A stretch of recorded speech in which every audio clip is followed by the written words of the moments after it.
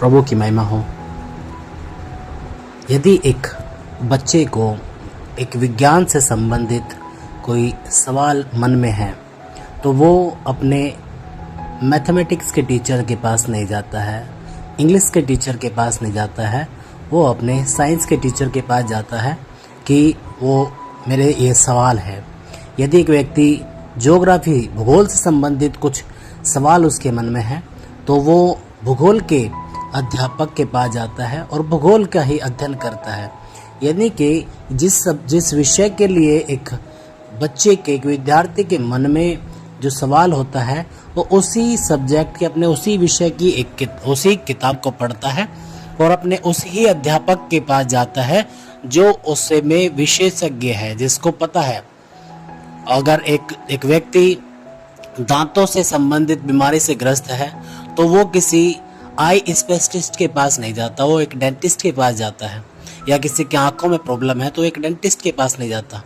या यदि किसी की हड्डियों में प्रॉब्लम है तो वो कान के डॉक्टर के पास नहीं जाता। क्यों? क्योंकि उसको पता है कि यहाँ पे कौन मेरी इस बीमारी को बेहतर रीति से ठीक कर सकता है, जान सकता है। वैसे ही जब सवाल आता है यीशु कौन है, ये जानने के लिए हम किससे सुनते हैं? हमारे आसपास के लोग, वो लोग जो यीशु के बारे में सही रीति से ना तो खुद जानते हैं और ना आपको सही रीति से बता पाते हैं। अगर आप यीशु के बारे में जानना चाहते हैं तो यीशु के बारे में कौन सी पुस्तक में आपको मिलता है? वो है बाइबल। यीशु के संपूर्ण जीवन के बारे में, यीशु कौन है, यीशु क्यों इस दुनिया में आया, यीशु क्या करने के लिए आया, यीशु ने क्या इस दुनिया में किया है, यीशु का उद्देश्य क्या था, वो जानना है तो आपको कोई भी व्यक्ति वो नहीं बता सकता जिसने यीशु के बारे में नहीं जाना हो, नहीं पढ़ा हो। एक व्यक्ति जो बाइबल नहीं पढ़ता, एक व्यक्ति जो परमेश्वर के बारे में नहीं जानता, आप ऐसों से सुनते हैं और इसी तरह से बहुत सारी बुरी धारणाएं यानी कि गलत शिक्षाएं फैली है। यीशु ये करता है, यीशु ये करता है। लेकिन अगर आप सही यीशु मसीह के बारे में जानना चाहते हैं तो आप बाइबल पढ़ें।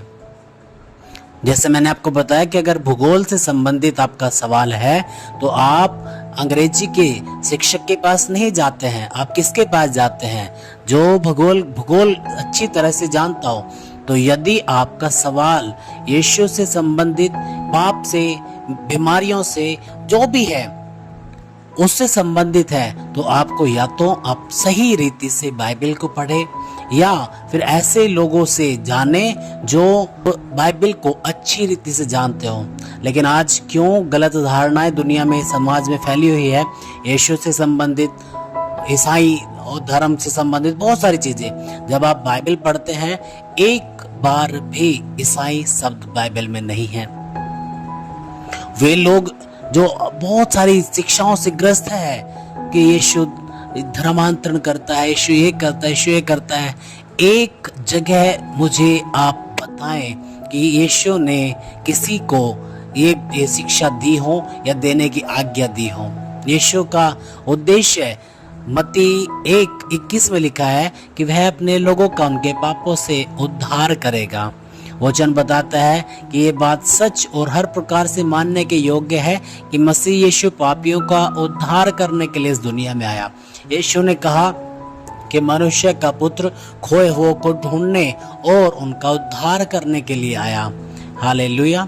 कि यीशु इसलिए आया ताकि हम पापों की क्षमा पाए, हम मन फिरा करके जीवित परमेश्वर के पास आए। वो परमेश्वर से हमारा मेल कराने के लिए आया, हमें नया जीवन देने के लिए आया, अनंत जीवन देने के लिए आया। यीशु ने कहा मैं इसलिए आया कि वे जीवन पाए और बहुतायत का जीवन पाए। इसलिए मैंने कहा कि यदि आप यीशु के बारे में जानना चाहते हैं तो एक बाइबल ही वो है जो आपको यीशु के बारे में बता सकती है।